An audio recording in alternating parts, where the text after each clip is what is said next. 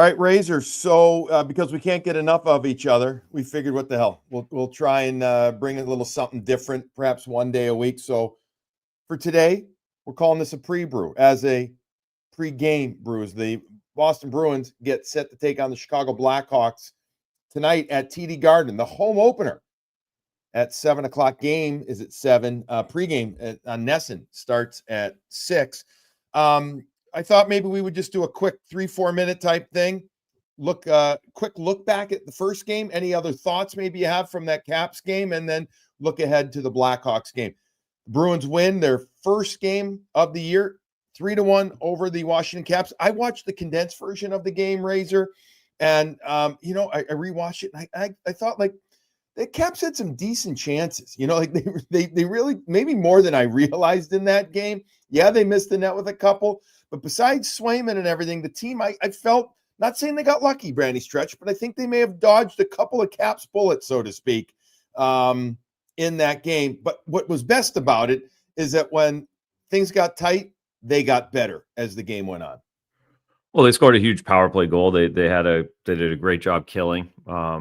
So it was a special teams. You can't win every game like that, but it was pretty encouraging from carrying everything that they were doing really well in preseason over into the first game against what's supposed to be a good Washington team. So they can't do it every night. They know they have to get better. And I'm looking forward to tonight to see if it's repeatable. Different kind of team in Chicago, a lot lighter, a lot less detail oriented, but just as skilled. A few numbers that jumped out at me today as I was looking over the Caps game. The Corrali line was excellent at 5-on-5. Excellent. Like, if you're into the stats, the Corsi, that kind of stuff, 9-3 were chances, 4 chances against, 3 high danger chances, 4 none against. They were excellent. Obviously, Corrali with a good job on the PK. The top line actually had the lowest Corsi of anybody, but yet they score all the goals in the game. So sometimes the numbers, I don't want to say you can jumble them and make them look good any way you want, but it's just the facts. I'll say that. Analytics. I know. Well, yeah. The moon. You can do that. But overall, listen, they did some really good things, and they had one chance, high danger chance on the power play. They scored that goal. That changed an awful lot in that game. And Pastrnak, I just want to touch on him one more time real quick. Watching the strength of his passing was just amazing again, going over the game. He had 3-4 passes.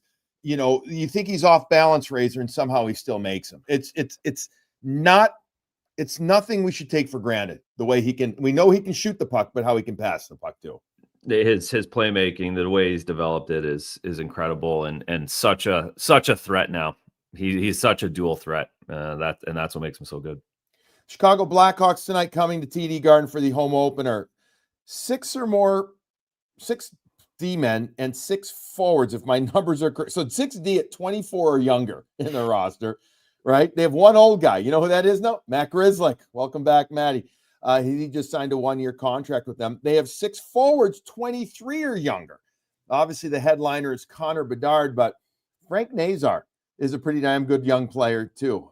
He scored a breakaway goal the other night. They have Ryan Green, former BU Terrier, who's with the Blackhawks organization too. They also have the grizzled vet, the old guy in Nick Foligno, pushing not 38 yet, but close to it, 38 years old.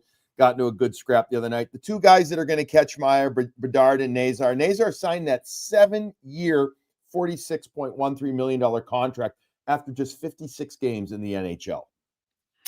It's a big deal for a young guy, but it paid off in the first game.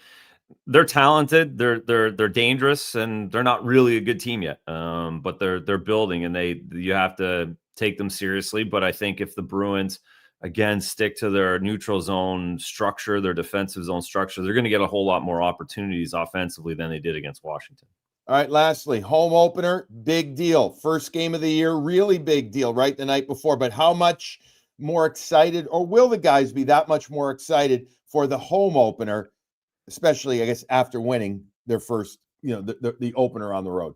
It's a good buzz today to go back to back, but you're at home, so it kind of goes right out the window. You'll have so much energy, the excitement of being at home, and the excitement and the opportunity to go 2-0 right out of the gates is there. That would be nice. All right, the Boston Bruins take on the Chicago Blackhawks tonight, folks. Game again, 7. Pregame starts at 6 on Nesson. We got me. We got Razor, Ringside Razor tonight. We got Barry joining in the booth as well. So we got everybody coming in. That's our pre-brew here. It's like a double shot of espresso in the afternoon to get you ready for your hockey game. Tonight, we will, hey, by the way, Saturday, our next morning brew with Jaffe and Razor. It's the Saturday brew.